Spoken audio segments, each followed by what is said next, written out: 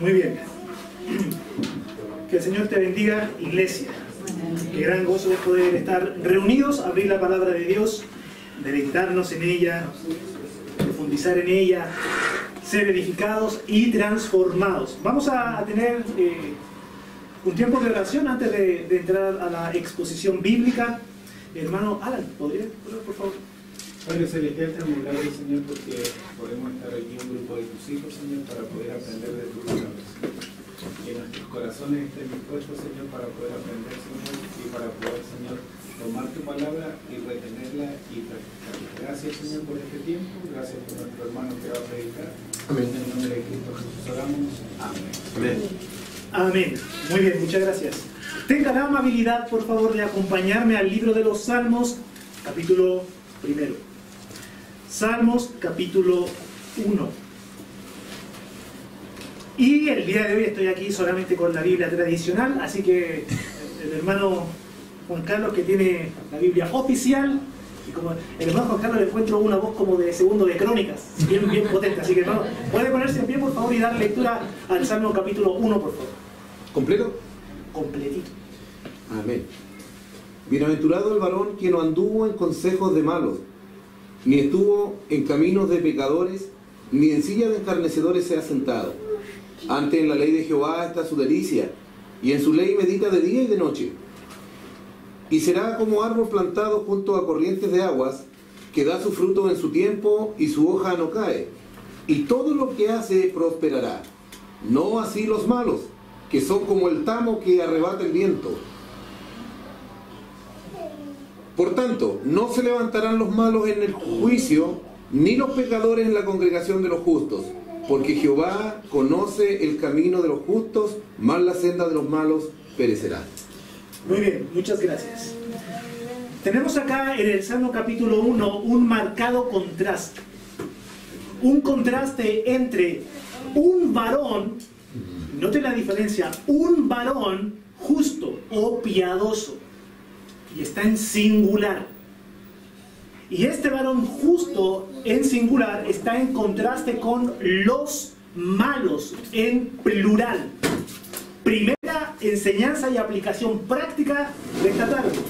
Y es que los justos, los piadosos, siempre son minoría. Usted puede pensar en cualquier lugar o ambiente en el cual usted se desenvuelve y se va a encontrar con que siempre la menor cantidad son aquellos que quieren verdaderamente vivir de acuerdo a la voluntad de Dios. Piense, si está estudiando, piense en su curso, si está trabajando, piense en su ambiente laboral, piense en su ambiente familiar, incluso los que han pasado por diferentes iglesias, piensen en su realidad eclesiástica. Siempre son menos los que verdaderamente quieren hacer la voluntad de Dios y rendir su corazón completamente a lo que Dios demanda de ellos. Primera enseñanza. Cuando nosotros observamos entonces el Salmo capítulo 1, encontramos que este Salmo nos da una serie de adjetivos o de características de este varón justo. ¿Ya? Que para encaminar mejor la predicación, vamos a hablar hoy sobre el varón del Salmo capítulo 1. Bien, la semana pasada el pastor compartió acerca de la bienaventuranza. Vamos a hablar el día de hoy acerca de el varón del Salmo capítulo 1. Algunas características que el Salmo nos da acerca de este varón piadoso, de este varón íntegro o justo.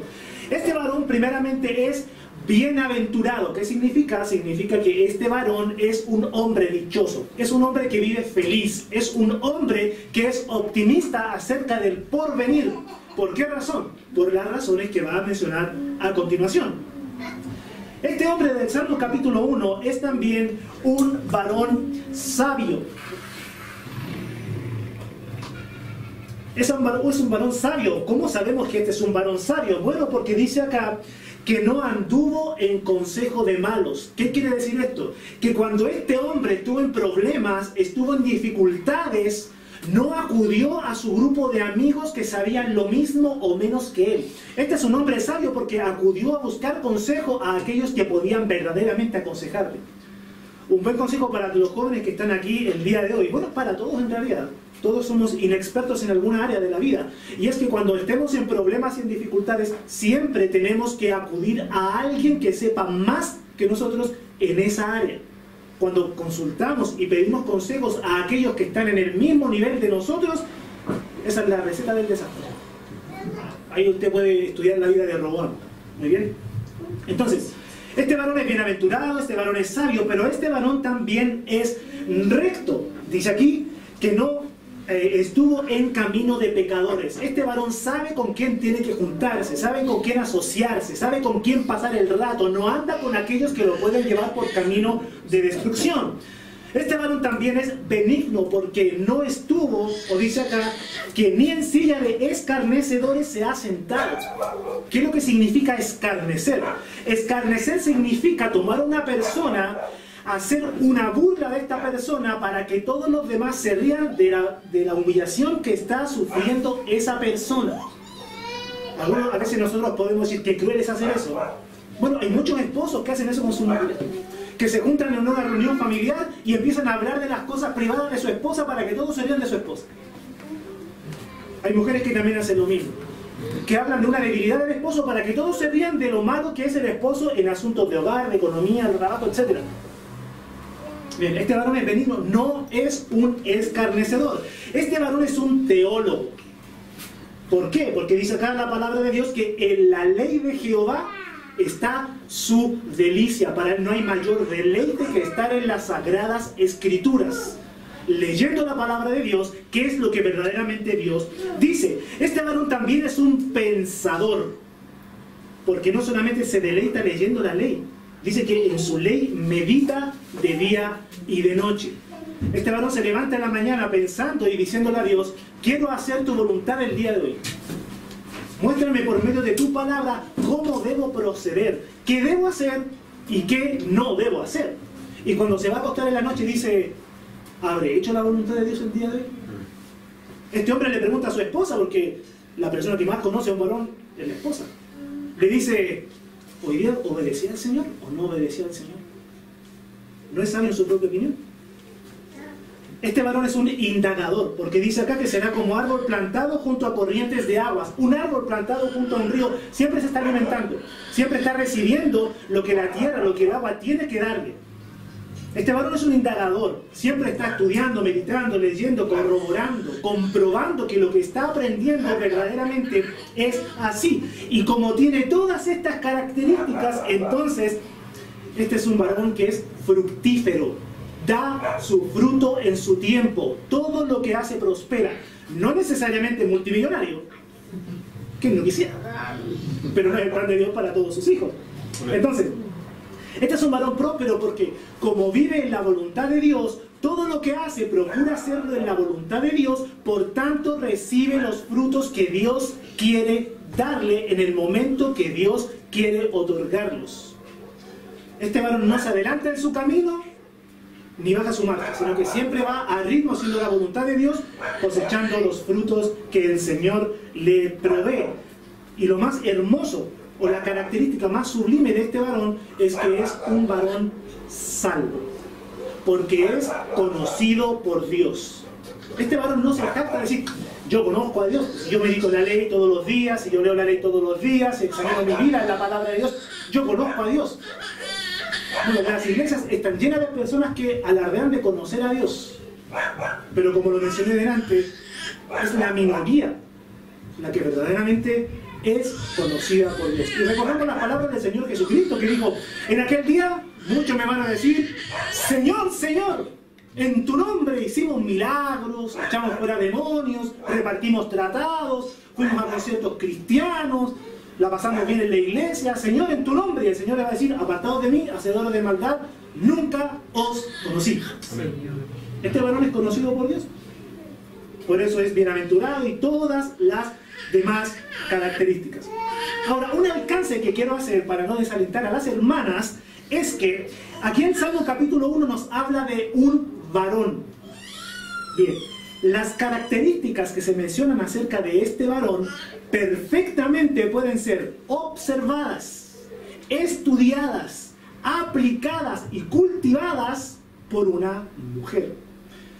La palabra de Dios, contraria a la opinión de la gente del mundo, no es un libro machista que se ocupa solamente en resaltar las características del varón. Tenemos en el libro de Proverbios un capítulo prácticamente completo dedicado a las virtudes que una mujer desarrolla a la luz de la gracia de Dios.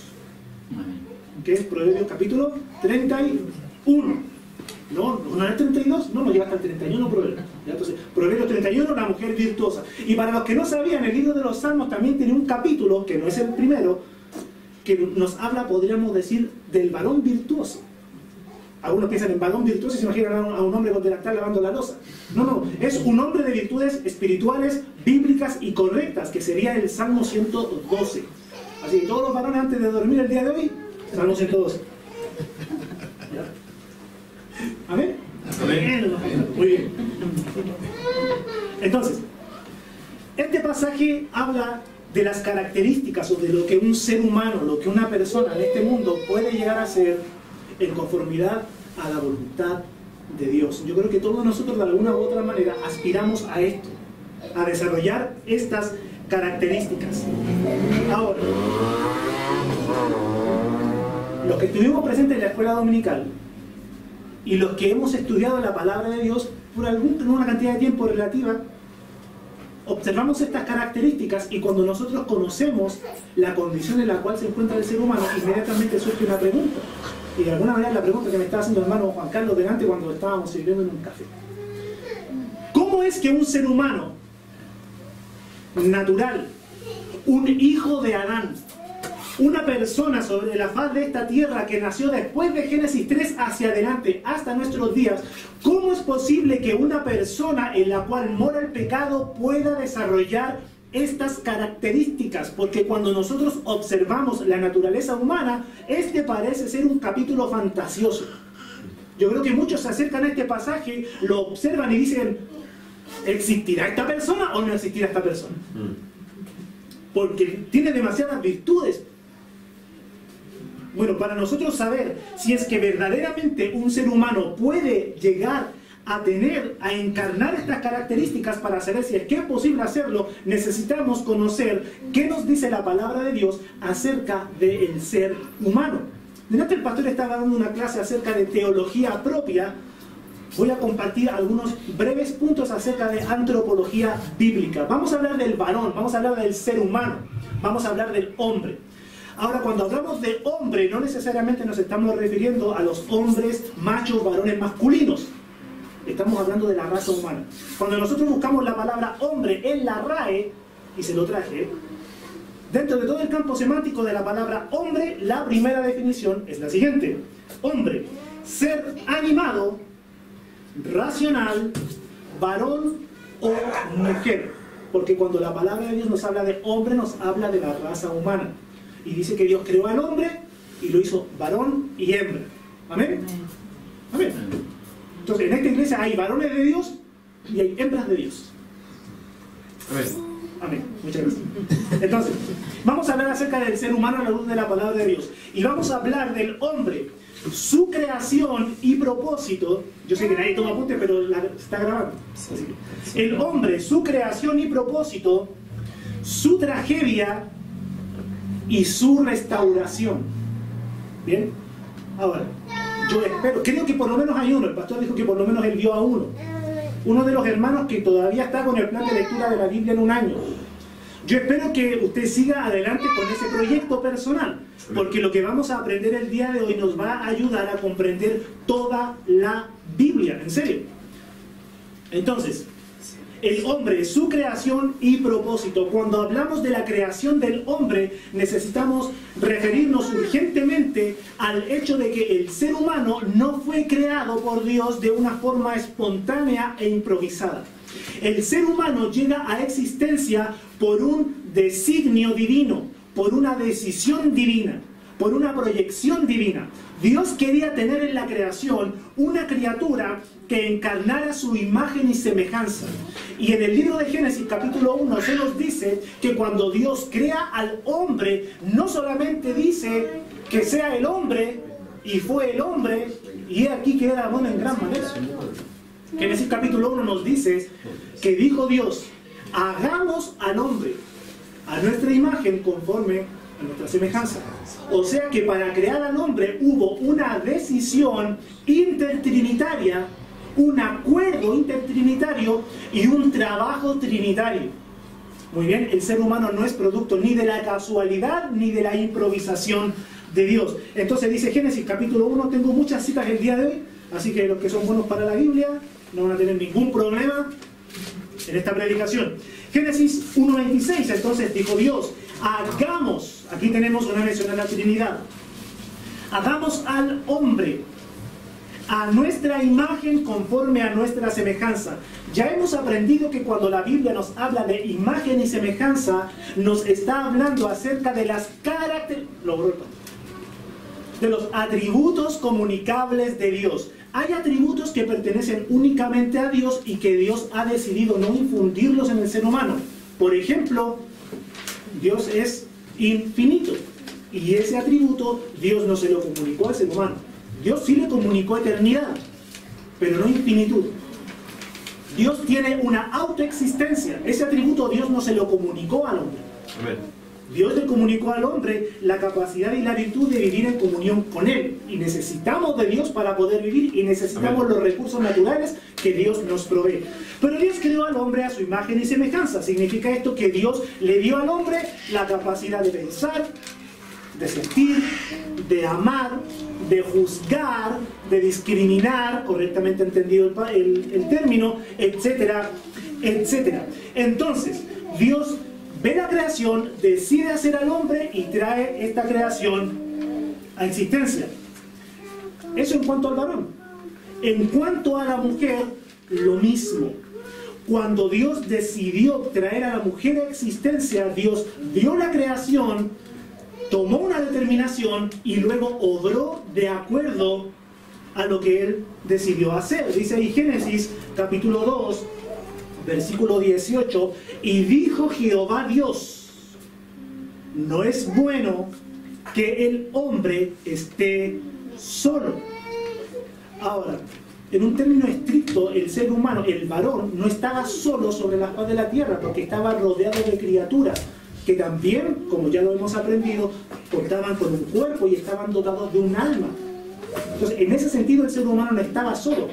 El hombre no tenía una compañía junto a él. Cada animal tenía su pareja, cada oveja tenía su pareja. Para que lo entendamos así. Pero el varón estaba solo porque no tenía una igual a él. No es bueno que el hombre esté solo. Le haré, y ahí está la determinación, el designio divino, ayuda idónea para él. Algunos plantean que este término idónea significa un espejo en el cual el varón puede mirarse y puede contrastarse y puede desafiarse a ir mejorando cada día un poco más, de tal manera que la mujer cumple ese rol en la vida del varón. Es una ayuda idónea. ¿Amén? No es una ayuda demonia, no es idónea. Ya no confundir los términos. Ya, ojo con eso. Entonces, le haré ayuda idónea para él y entonces Dios trae a la mujer a existencia. Ahora, continuando con la idea. En cuanto a la creación del hombre, Dios decide crear al hombre, llega a un acuerdo intertrinitario y luego obra para crear al ser humano. En Génesis 1:27 dice que creó Dios al hombre a su imagen, a imagen de Dios lo creó, varón y hembra los creó, lo que mencionábamos delante. Dios lo creó a imagen y semejanza, y cuando Dios crea al hombre, crea estos dos géneros que son complementarios. A Dios le gusta el complemento. Dios es trino, Dios Padre, Hijo y Espíritu Santo, pero es un solo Dios. Es una unidad compuesta. Cuando se habla del matrimonio, dice Génesis 2:24, por tanto, dejará el hombre a su padre y a su madre y se unirá a otro individuo. ¿Dice eso? No. Se unirá a su mujer. Hombre y mujer. Y los dos serán una sola carne. Nuevamente, unidad compuesta. Entonces, Dios crea al hombre a su imagen, la imagen de Dios lo creó, varón y hembra los creó. Pero en Génesis capítulo 2, versículo 7, se nos dan los detalles de cómo fue que Dios trajo al varón a existencia. Dice, entonces Jehová Dios formó al hombre del polvo de la tierra. esto nos dice que Dios está creando una composición física para el ser humano. Dios toma, antropomórficamente hablando, con sus manos, toma polvo de la tierra, no saca barro. ¿Ya? No, Dios no sacó material de las profundidades de la tierra, sacó polvo. Dicen los expertos que los mismos elementos químicos y los mismos gases que se encuentran en la superficie terrestre son los mismos elementos químicos y los mismos gases que componen el cuerpo humano. Muy bien, esto estaría corroborando lo que la palabra de Dios dice. Dios toma polvo de la tierra y le da forma al hombre y dice que sopló en su nariz aliento de vida, o sea, le dio ruaj, le dio espíritu, le dio vida. Y fue el hombre un ser viviente, un ser, un hombre completo, una parte material y una parte inmaterial. En cuanto a la mujer, se dice, ahí en el versículo 21 del capítulo 2, dice, entonces Jehová Dios hizo caer sueño profundo sobre Adán, y mientras éste dormía, tomó una de sus costillas y cerró la carne en su lugar. Oye, y Adán no se despertó, lo estaban mirando y no le pusieron anestesia, no se despertó. No, porque como no había pecado, no había dolor.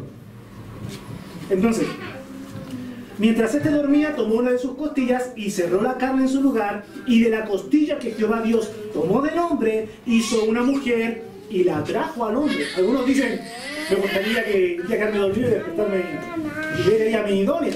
Claro, porque algunos procesos toman más tiempo. O sea que Adán se acostó soltero y se despertó casado. Bien. Un pastor una vez dijo, eso le pasa porque hace dormir.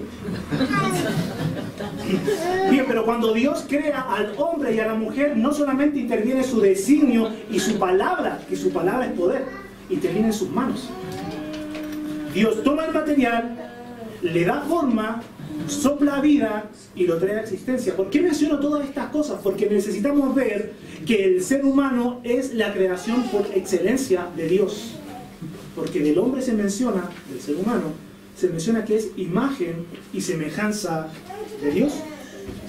Hubo un varón que realmente la pasó muy mal durante un periodo de su vida, que es Job. Y respecto a su creación, respecto a la creación del hombre, Job dice las siguientes palabras. En Job capítulo 10, dice el versículo 8 al 12. Tus manos me hicieron y me formaron. Lo que acabo de mencionar. Y luego te vuelves y me deshaces. Esa es una expresión de Job en medio de su tristeza, de su agonía. Acuérdate que como a barro me diste forma. No dice con barro, dice como a barro. Y en polvo me has de volver. Porque Eclesiastés dice que todo viene del polvo y todo volverá al mismo polvo. ¿No me vaciaste como leche y como queso me cuajaste? ¿Por qué? Porque somos producto de la creatividad de Dios. Creación de Dios y producto de la creatividad de Dios. Me vestiste de piel y carne y me tejiste con huesos y nervios, la parte material del hombre. Vida y misericordia me concediste y tu cuidado guardó mi espíritu. O sea que aquí Job está proclamando la verdad de que el ser humano es producto del designio de Dios, la voluntad de Dios, la obra de Dios, y que el ser humano es compuesto de parte material y de parte inmaterial. Decía San Agustín que el ser humano mira la creación y se deleita en la grandeza de la obra de Dios, sin darse cuenta que la cúspide o el punto más alto de la creación de Dios es el mismo.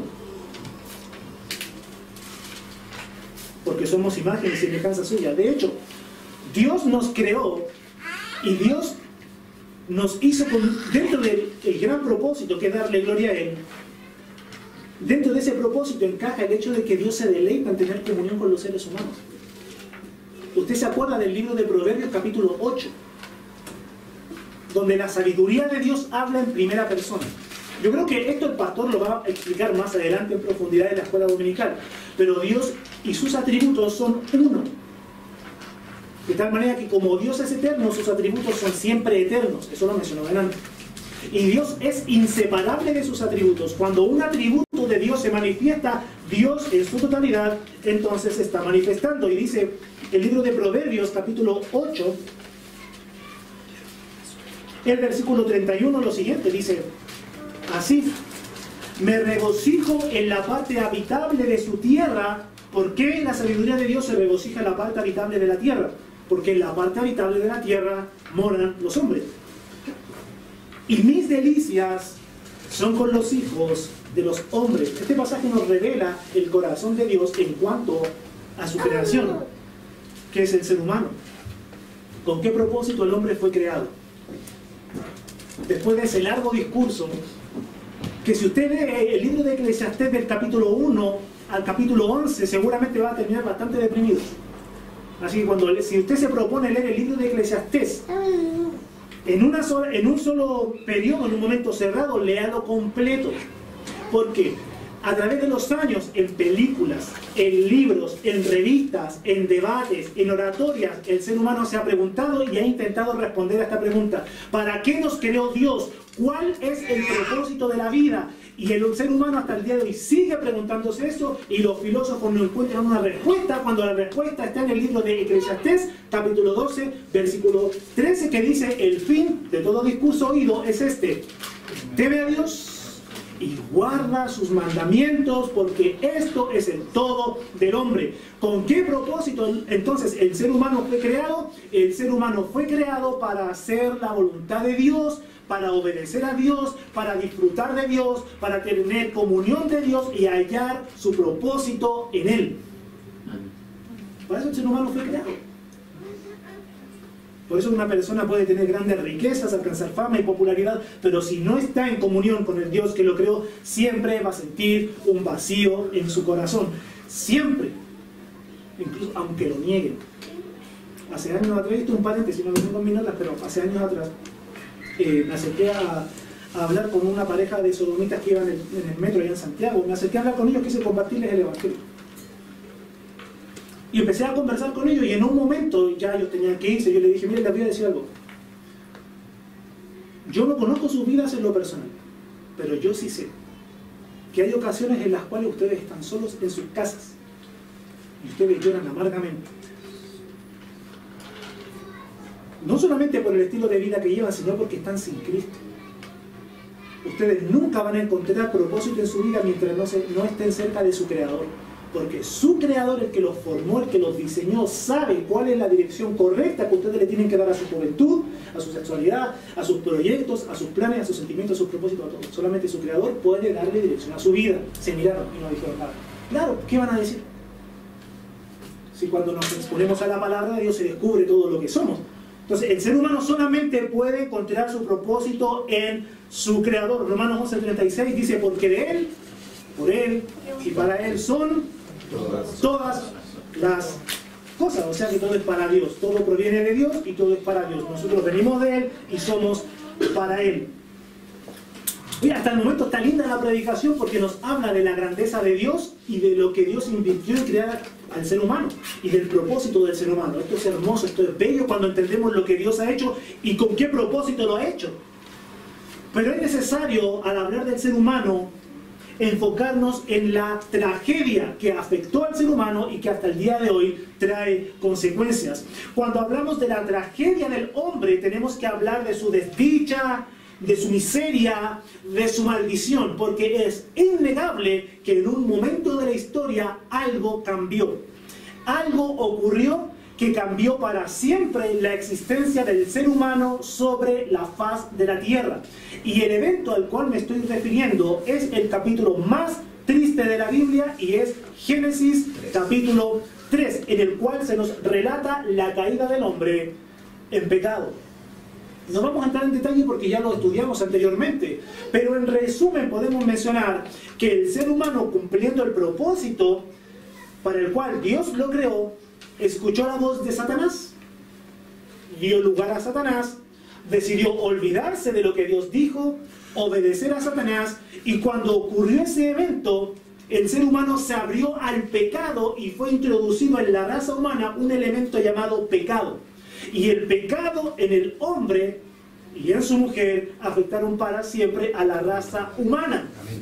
Muy bien, todo ser humano, desde Adán y Eva hacia abajo, llegamos a este mundo infectados de pecado.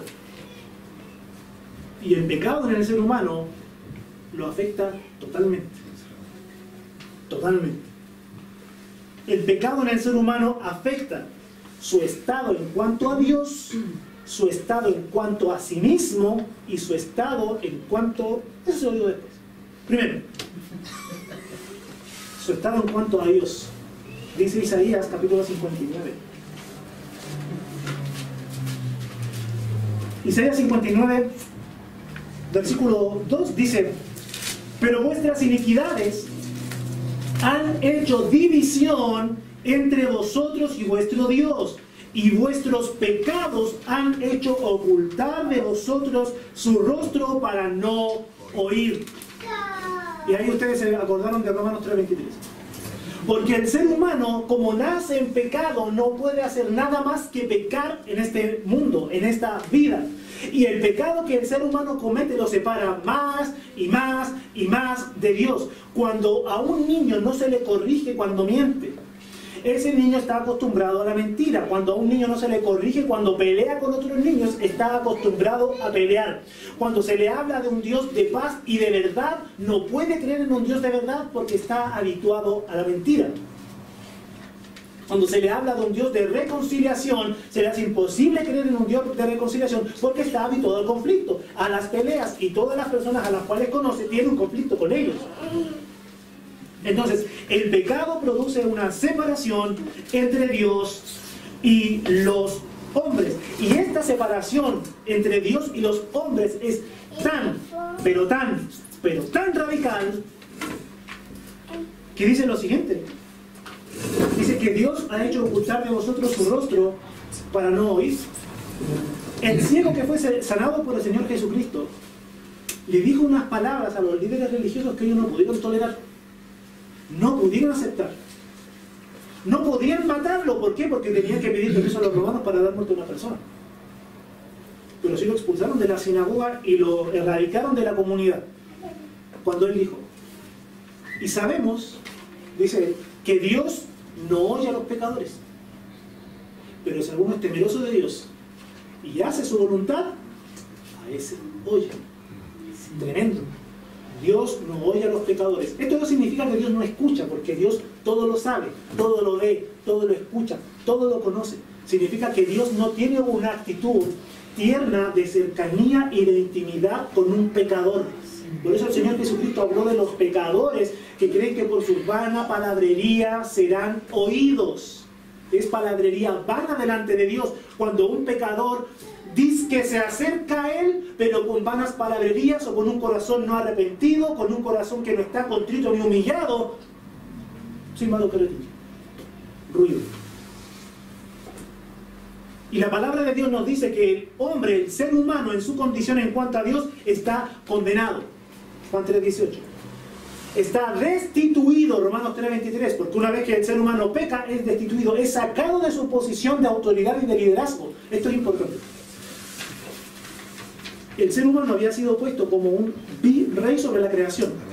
Dios es rey de reyes, señor de señores, pero el hombre había sido puesto como un gobernador sobre toda la creación, porque fue puesto para enseñorearse y para sojuzgar la tierra. Cuando el ser humano peca y abre lugar a Satanás, Satanás dice, ok, ese trono lo tomo yo, y Satanás toma el trono que le corresponde al ser humano, y el ser humano entonces es destituido de la gloria de Dios, es arrojado de su lugar. Lucero quiso tomar el trono de Dios, no pudo, entonces vino y tomó el trono que estaba en la tierra, y ese sí lo logró tomar. Por eso dice la palabra de Dios que el mundo entero está bajo el maligno y que él es el príncipe de este siglo. Bien, la Biblia no miente, el ser humano fue destituido de su lugar y quedó subordinado en una condición de pecado. El ser humano está condenado, está destituido. Dice el apóstol Pablo que el ser humano es un enemigo de Dios. Eso está en Colosenses 1:21. Dice también que está muerto en sus delitos y pecados, Efesios 2:1. Y así. O sea que cuando nosotros vemos al ser humano en su relación con Dios, decimos, aquí no hay relación, aquí no hay comunión, aquí hay separación, aquí hay división, aquí hay conflicto, hay enemistad entre Dios y los hombres. Veíamos delante que Dios es santísimo. Un concepto errado que suele predicarse es: Dios es 3 veces santo.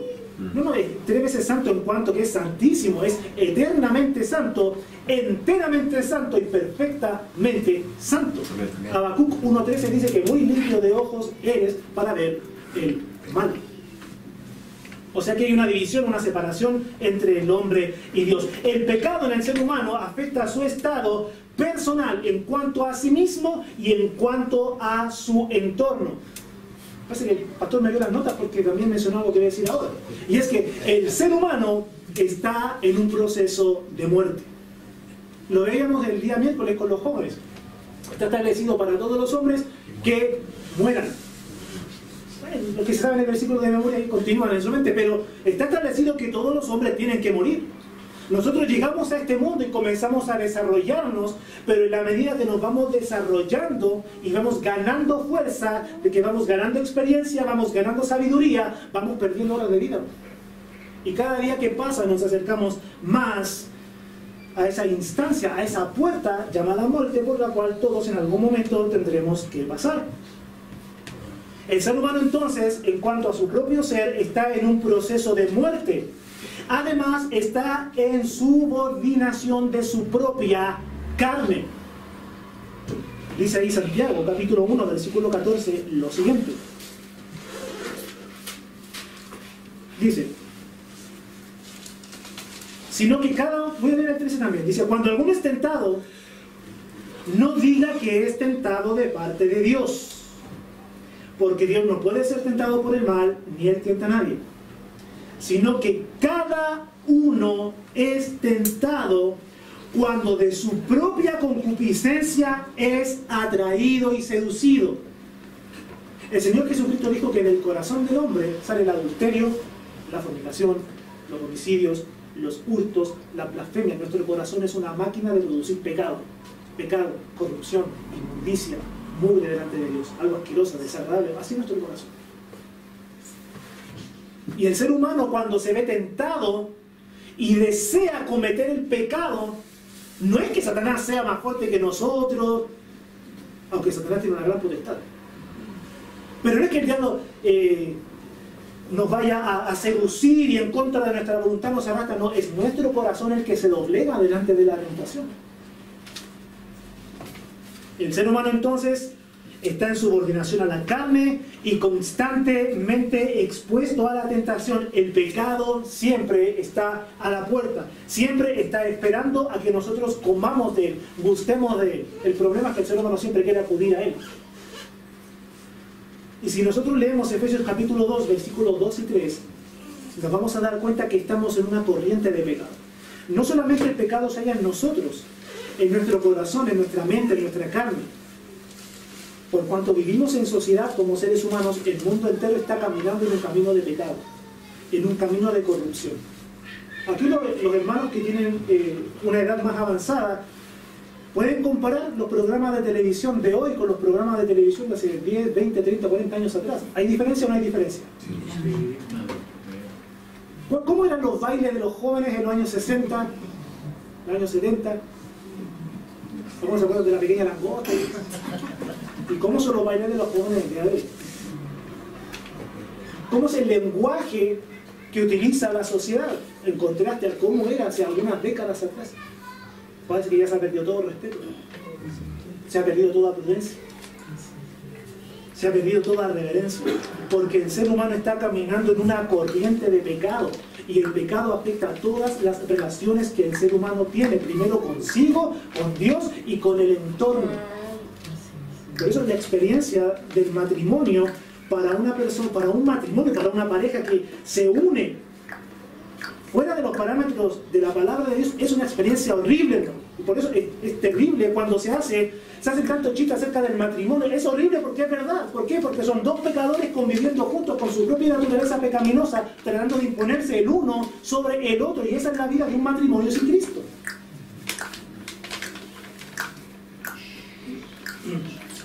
Por eso la clave para un matrimonio exitoso no es que se case un hombre con una mujer en contraste con las ideologías presentes el día de hoy.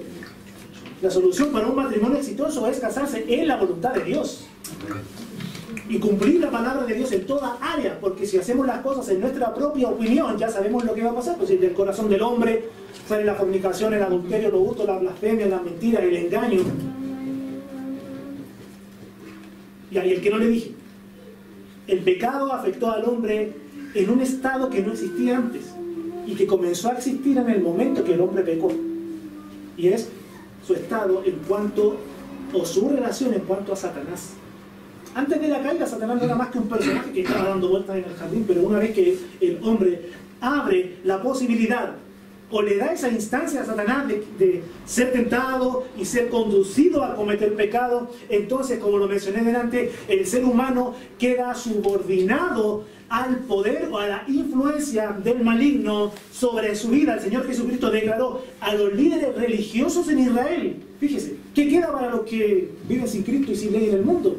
El Señor le dijo a los líderes religiosos: vosotros sois de vuestro padre el diablo. O sea que el ser humano se separó de Dios, y como el ser humano no se puede adoptar a sí mismo, Satanás dijo: ven acá, yo te voy a adoptar, y el ser humano corre a su brazo.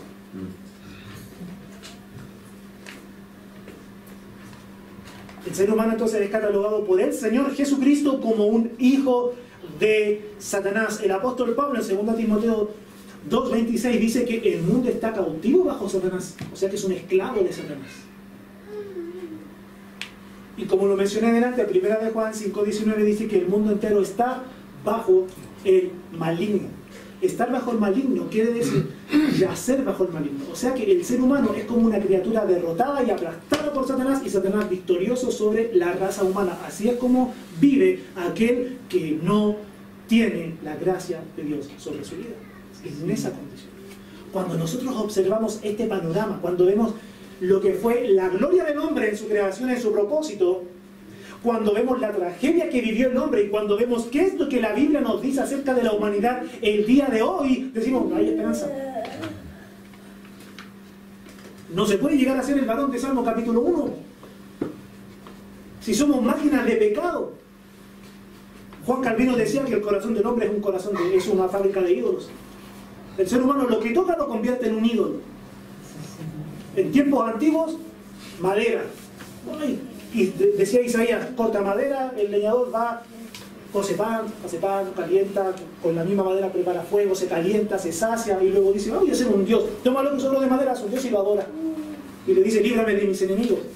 Es un absurdo el día de hoy, con la televisión, con el deporte, con los amigos, con las mujeres, con las diversiones. Lo que el hombre toca lo convierte en un ídolo. No se preocupe, todavía queda un punto. Si terminamos acá, nos vamos mal a nuestro hogar. La restauración del hombre. Cuando hablamos de restauración, hablamos de renovación. ¿Por qué es necesaria una renovación? No basta simplemente con una reforma conductual. Todos sabemos lo que pasó con el varón, y lo que el Señor Jesucristo habló acerca del espíritu inmundo que vuelve. Una reforma moral, un cambio de conducta no es suficiente. Amén. Hablamos de renovación, hablamos de restitución, porque el ser humano perdió comunión y necesita ser restaurado. Hablamos de reparación, porque el hombre quedó dañado, entonces necesita sanidad en su vida, en su ser. Para que el ser humano sea restaurado, debe manifestarse muchas cosas, pero vamos a destacar solamente 3 rápidamente. Primero, debe manifestarse la gracia divina.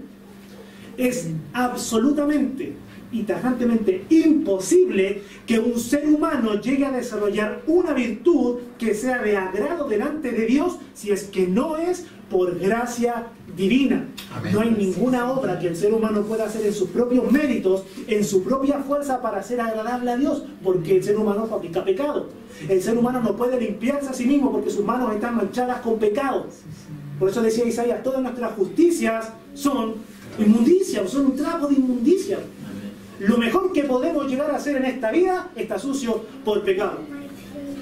Ah, pero yo le doy alimento a los pobres. No tienes orgullo. No, yo cuido de mis hijos porque yo soy un buen hombre. Vanidad, jactancia. Entonces cualquier obra buena está manchada por el pecado del hombre. Es necesaria la gracia divina.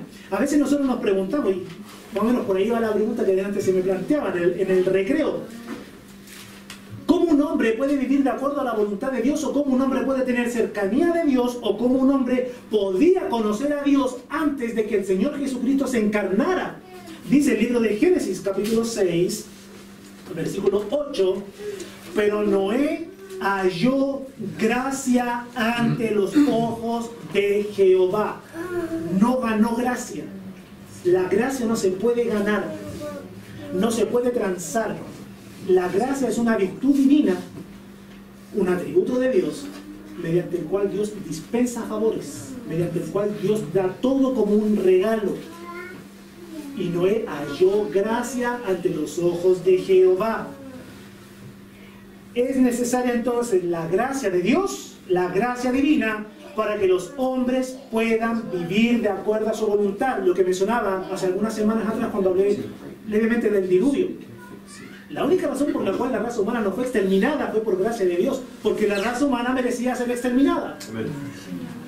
Pero ha sido la gracia de Dios la que ha preservado nuestra raza.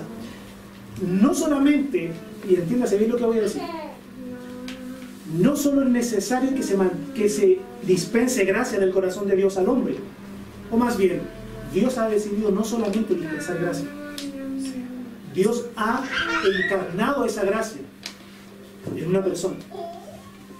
Entonces es necesario que se manifieste la gracia divina, pero además la salvación divina. Y en su gracia, en su favor, como un regalo, Dios nos ha entregado al Señor Jesucristo. Amén. El cual viene a este mundo nacido de una virgen, llevando una vida perfecta, sin mancha, sin pecado, se sube a la cruz voluntariamente, recibe la ira de Dios sobre sí, muere por nuestros pecados, resucita el tercer día. El Señor Jesucristo hizo una obra en virtud de la cual cualquier pecador puede llegar a ser salvo, porque su obra fue tan grande, fue tan tremenda, que no hay ningún pecado que sobrepase esa gracia, esa virtud, ese perdón, ese amor de Dios. No hay nada más grande que la gracia de Dios manifestada en la persona y en la obra del Señor Jesucristo. Por cuanto el pecador no podía subir a Dios, el Señor viene a buscar lo que se había perdido. Entonces, Dios no solamente provee gracia para que el ser humano pueda vivir como el varón de Salmos capítulo 1. Dios, en su gracia, provee ese acto, ese cordero sacrificial y ese acto mediante el cual el pecador puede obtener salvación. No solamente una buena conducta, sino salvación eterna de su alma. Tenemos la gracia de Dios dispensada, tenemos el acto de Dios provisto para alcanzar salvación, y el último elemento que quiero mencionar es que es necesario que para que el ser humano, un pecador, llegue a ser como el varón de Salmos capítulo 1, es necesario que se manifieste un acto de atracción divina. Porque aunque Dios dispensó gracia, aunque Dios proveyó un acto de salvación, el ser humano sigue siendo pecador. Porque mientras más claro le predicamos el Evangelio a un pecador, el pecador más endurece su corazón delante de Dios y dice cosas como las que yo he escuchado. O sea que si yo no me arrepiento de mis pecados y si no me someto a tu Dios, ¿no puedo ir al cielo? Correcto. Ahora odio más a tu Dios. ¿Por qué tiene que ser solamente por Él? Si yo puedo. Y mientras más claro predicamos el Evangelio, más endurece el pecador al mensaje de Dios. Por eso es necesario que se manifieste una atracción divina, la gracia de Dios trayendo a los pecadores a sus pies. Dice el libro de los Salmos, el capítulo 37. Voy a citar solo pasajes del Antiguo Testamento porque estamos en Salmo 1. Salmo capítulo 37, versículo 23, dice lo siguiente: por Jehová son ordenados los pasos del hombre y Él aprueba su camino. El ser humano no puede reformarse a sí mismo, el ser humano no puede guiar sus pasos a Dios, porque por Dios son ordenados los pasos del hombre. Amén. El mismo Salmo capítulo 65, versículo 4, dice lo siguiente: bienaventurado. El libro de los Salmos es el libro de las bienaventuranzas. bienaventurado el que tú escogieres y atrajeres a ti para que habite en tus atrios. Seremos saciados del bien de tu casa, de tu santo templo. O sea que es necesaria la obra de atracción de Dios para que aquel pecador cumpla el propósito para el cual fue creado. Estar cerca de su creador. No puede por sí mismo. Jeremías capítulo 10, versículo 23, dice el profeta, en una actitud de reverencia ante Dios, dice lo siguiente: conozco, oh Jehová, que el hombre no es señor de su camino, ni del hombre que camina es el ordenar sus pasos, porque esa es una virtud que corresponde a Dios. Algunos ya están pensando, no, el hermano no va a citar Juan 6:44 porque eso es del Nuevo Testamento. Hay un hermano que se delata con su sorpresa. Pero les tengo noticias. Juan 6:44 pertenece al Antiguo Testamento. Teológicamente hablando, el Nuevo Testamento comienza con la resurrección de Cristo y la venida del Espíritu Santo. Ahí comienza el Nuevo Testamento. Perdón, con la muerte de Cristo en la cruz y la venida del Espíritu Santo. Esa serie de eventos dan lugar al Nuevo Pacto. Desde la crucifixión hacia atrás, Antiguo Testamento. Por eso el Señor Jesucristo vino nacido de mujer y nacido bajo la ley. Muy bien. Y Juan 6:44 dice que ninguno puede venir a mí si el Padre que me envió no le trajera. En resumen y conclusión. Amén, dijeron algo. El ser humano fue creado por Dios para glorificarle y vivir en comunión con Él. Amén. Amén. Amén. Por causa del pecado, el hombre quedó incapacitado de cumplir el propósito de Dios. Amén. Amén. Y solo por obra divina, el ser humano puede llegar a tener comunión con Dios y gozar de su plenitud. Y básicamente, llegar a poseer o desarrollar las cualidades del Salmo capítulo 1. Amén. Amén. Oramos entonces. Amado Señor, bendecimos tu nombre y te exaltamos. Y oramos pidiéndote, Señor, que lo recibido pueda hallar un lugar, Señor, en nuestra mente, en nuestro corazón. Y si algo se ha dicho conforme a tu palabra, si algo se ha mencionado que ha sido correcto, Señor, que tu Espíritu Santo lo use para cumplir tu propósito en nosotros. Y si algo ha sido dicho en la carne, como una opinión, como un comentario al margen, que sea olvidado, Señor, que sea desechado, pero que tu palabra, Señor, sea exaltada en esta iglesia y en nuestras vidas. Te adoramos y te bendecimos en el nombre de Jesús. Amén. Amén. Que el Señor les bendiga. Muchas gracias, hermano. Si le distrajeron a algunos de los niños y si perdió alguno de los puntos, creo que el resumen al final le dio el resumen del contenido. Go find mom. Mom's back in the nursery. El contenido, pero algo que me saltó como un buen resumen es precisamente la verdad que compartió de Eclesiastés 12, versículo 13. El fin de todo el discurso oído es este, el propósito del ser humano es este: teme a Dios y guarda sus mandamientos, porque esto es el todo del hombre. Sin embargo, ¿quién puede hacer eso en sus propias fuerzas? La respuesta es nadie. ¿Quién puede ser el hombre bienaventurado, el hombre de Salmo 1, en sus propias fuerzas? Y la respuesta es nadie. Y lo dijo muy bien el hermano Gabriel, necesitamos la obra de Dios para cambiarnos. No tan solo para cambiar nuestro hacer, sino también para cambiar nuestro querer. Gracias, hermano Gabriel, por esa enseñanza y esa exposición. Espero que esa enseñanza le haya sido de ayuda en su vida espiritual. Pero antes de que se vaya, quiero hablarle un poco acerca de otras oportunidades en la cual yo como pastor y nosotros como iglesia podemos ser de ayuda para usted, especialmente si vive aquí en San Pedro de la Paz o en Cañete, cerca de donde están nuestras ubicaciones.